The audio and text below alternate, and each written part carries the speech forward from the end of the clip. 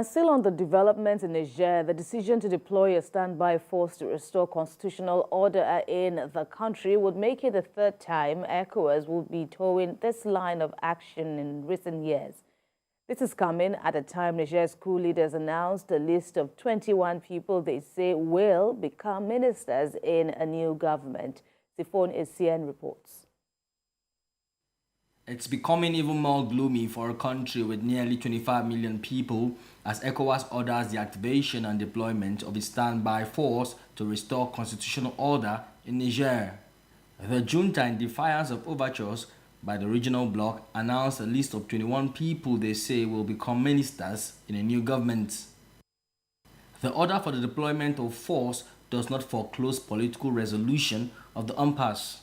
The decision of the ECOWAS heads of government to activate the standby force, actually comes to me and most Nigerians and global family as a real shock. It's really shocking to note that they have decided to say they put all options open.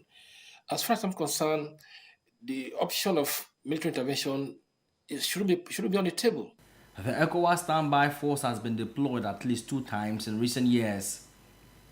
The first time was in 2012 to Guinea-Bissau after a coup, while the second time was in 2022 to the same country after another coup attempt. The standby force, made up of military, police, and civilian components, is consistent with Chapter 8 of the United Nations Charter, which provides for regional peace and security arrangements. A partial legal basis is given by Article 21 of the ECOWAS Protocol relating to the mechanism for conflict prevention, management, resolution, peacekeeping, and security of December 1999. It's unclear what the deployment strategy of the standby force would be, but what is certain is that nothing is off the table. Siphon Essien, TVC News, Abuja. All right, and that's what we will be talking next in about 15 minutes or so left on the program this morning. Joining me in the studio to discuss more on the happenings in Niger is Global Affairs Analyst Chuks Nwoko, as well as security consultant Darlington Umoru.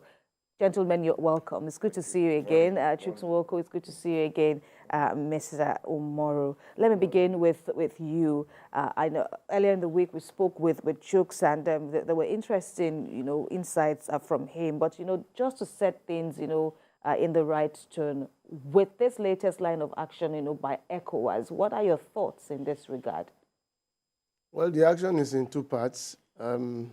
First, the chairman of the ECOWAS heads of states and government has consistently maintained a position that they will do everything humanly possible to toe the line of dialogue, which is diplomacy, the non-kinetic approach. Second is the activation of the standby force, peradventure if all everything fails concerning diplomacy. And so for now, interest and interest and interest here and there, and pressure and pressure and pressure. What are the gains? Who suffers the most? And how would it affect some of the member nations? For ECOWAS, it is time they must put a final stop to military deter. But for countries who are already practicing a military in government, like Mali and Burkina Faso, is a different ballgame. They must continue to fund that amber so that what they are doing will be seen as a legitimate government. The coup leaders in Niger are not backing down. They are not giving rooms for mediation. The reason is obvious. They don't want to back down. If they gave room for mediation, it meant that you'll be negotiating with them to say, okay, for how long do you want to stay? And then for what do you want to do next, and what are your basic fundamental reasons, for wanting to take over power, for having taken over power, for wanting to remain in power. That's number one. It's a wrong signal. That's sending out a wrong signal. And they have gone ahead to even threaten that if ECOWAS continues with the second and last option, of using his a standby force against them, the first thing they will do is to kill the president they are holding in captivity right now. But do you see that as, how do you weigh in on that threat? These are military men we are talking about. To them, to us, it's threat. To them, it's no threat. They are using him as a shield. And so if the wars come to wars according to their own definition, then they take him out first. So ECOWAS has to tread with utmost care, just the way the chairman of our own president has continued to maintain. But the danger in all of it, the danger in all of this is that the coup leaders are going ahead to form a government, which means that they are not considering what ECOWAS is even talking about.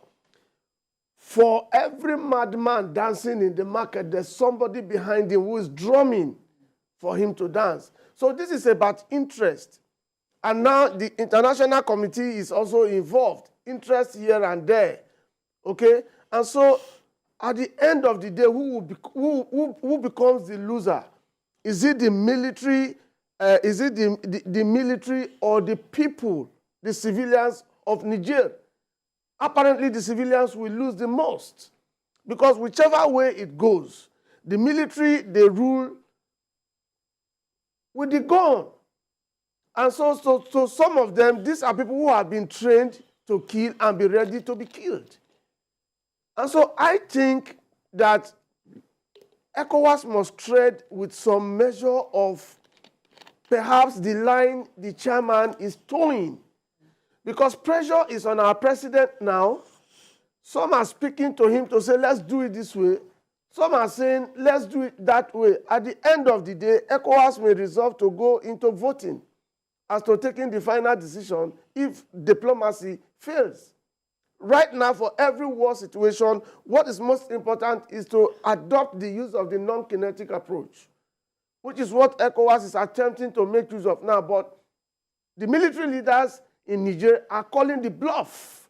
If they denied seeing delegations from ECOWAS, from AU, and from other international organizations and other countries, even America, then there's a big problem.